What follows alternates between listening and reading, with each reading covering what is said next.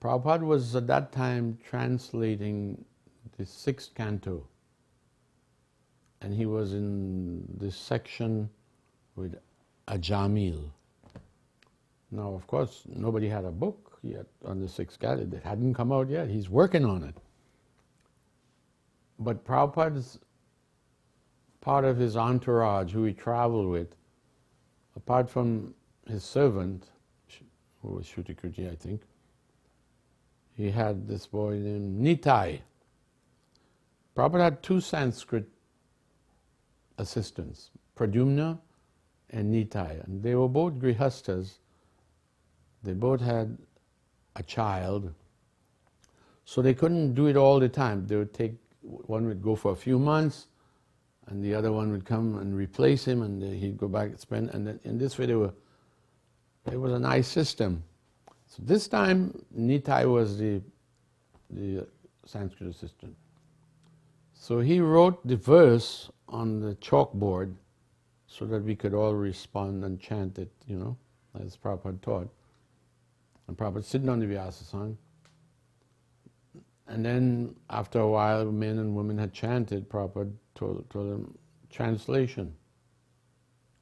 So he's the only one that has the translation because it's in manuscript form, Prabhupada, he would get the tapes from Prabhupada's dictaphone and transcribe what Prabhupada had translated the night before. Then when they get that, they would then send that to the BBT. And this is how the process of making a book would evolve. So Prabhupada tells him, read the translation, and he has these papers. And he begins to read the translation to that one verse. And it is the part of the Bhagavatam when Ajamil sees the Yamadutas coming for him. So I'll paraphrase it because I don't know the exact thing, but in essence, he's reading the translation. Ajamil seeing these Yamadutas, fierce-looking creatures, in fear, he calls out for his son. And he calls out for his son and he says, Narayan, Narayan, Narayan. We didn't think anything of it. It sounded appropriate. But Prabhupada caught it. And Prabhupada took the microphone and he said, did I say 3 times? And we realized Prabhupada's talking to Nitai, who is sitting down there from the other. Prabhupada said, did I say 3 times? And Nitai wouldn't answer. He just kind of bowing his head and he's not saying anything. Prabhupada asked him again, a second time, did I say 3 times? He's still not answering. And we realize there's something wrong here, something going on, but we don't know what it is. And then Prabhupada leaned back in his Vyasasana and he says, I did not say 3 times. So this is the 3rd time. At that point, Nitai confesses. He says, no, Prabhupada, you didn't say 3 times. And then Prabhupada said the most wonderful thing.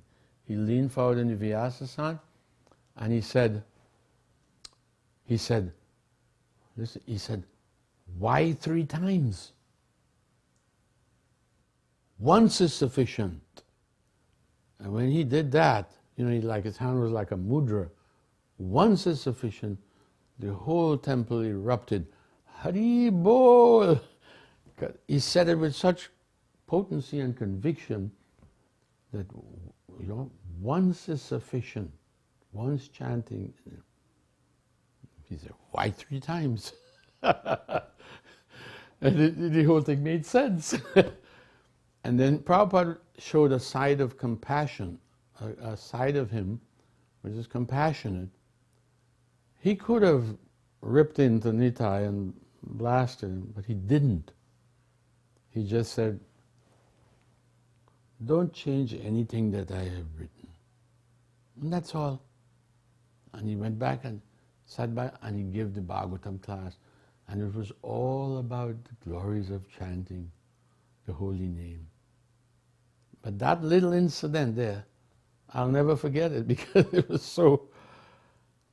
was a teaching moment, you know.